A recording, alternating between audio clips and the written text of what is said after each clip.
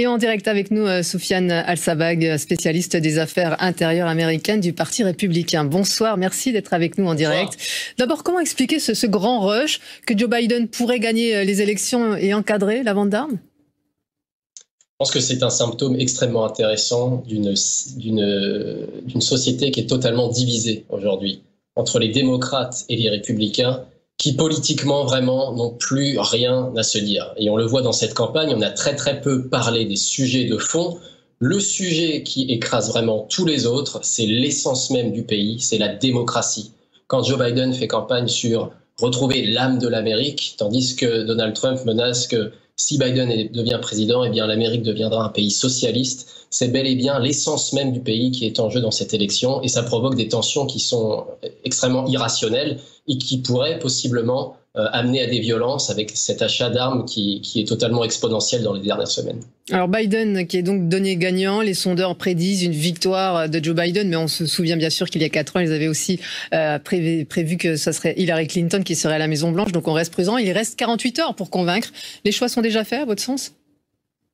Il reste très clairement très peu d'électeurs indécis, et puis surtout, il y a presque 95 millions d'électeurs américains qui se sont exprimés. C'est totalement historique. C'est presque 70% des voix qui avaient été enregistrées en 2016. Et je vous renvoie pas si loin, si on se projette à l'élection de 2000. En 2000, 100 millions de bulletins avaient été enregistrés. Donc c'est quasiment autant déjà qu'il y a 20 ans. C'est totalement historique. Alors, Soufiane... Et au lieu des 137 millions qu'on avait eu il y a 4 ans, on pourrait voir peut-être 150, 160 millions de bulletins cette année. C'est vraiment une participation qui est très peu commune dans un pays qui historiquement vote peu.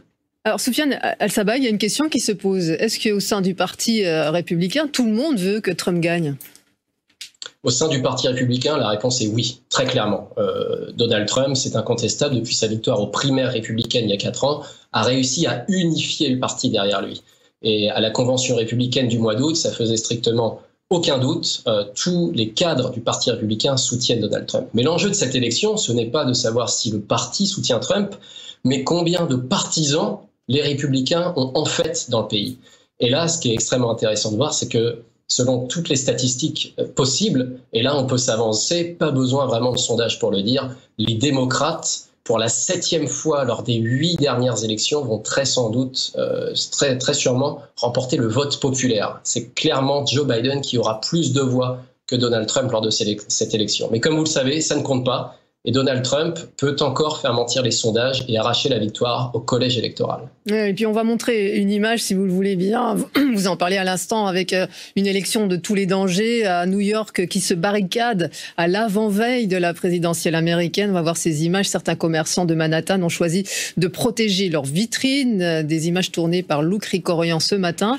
Ils redoutent des manifestations et des débordements à l'annonce des résultats. Il y a eu les mêmes scènes à Washington en cas de score serré, de résultats retardés. Certains craignent que l'élection bascule dans la violence. Vous pensez que ça peut être le cas ?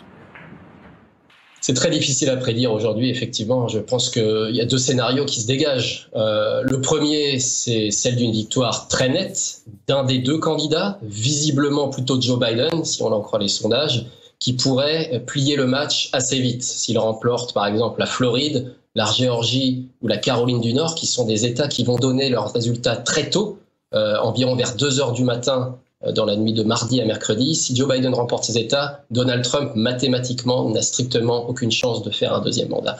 Si jamais Donald Trump garde ces États, comme il l'avait fait en 2016, eh bien, il faudra attendre au moins quelques heures pour voir s'il peut faire une différence significative dans les États du Midwest. Et si ce n'est pas le cas, alors c'est vrai, on pourrait avoir affaire à un marathon judiciaire et légal sur de nombreuses semaines, et peut-être même jusqu'à la Chambre des représentants, qui, en cas d'un scénario vraiment incroyable, en janvier, pourrait décider du nom du prochain président.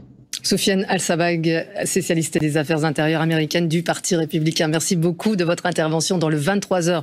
Ce soir, l'élection présidentielle aux États-Unis, c'est bien sûr à suivre en direct sur France Info dans la nuit de mardi à mercredi, la nuit américaine. Ça sera avec Martin Baumer et Alexandra Usan. Et encore une image qui concerne cette campagne, ces derniers moments de campagne, celle d'un président sur un parquet. Et regardez... Voilà, c'est 3 points, c'est Barack Obama, ce qui nous amène à la page de sport avec vous, Mathieu.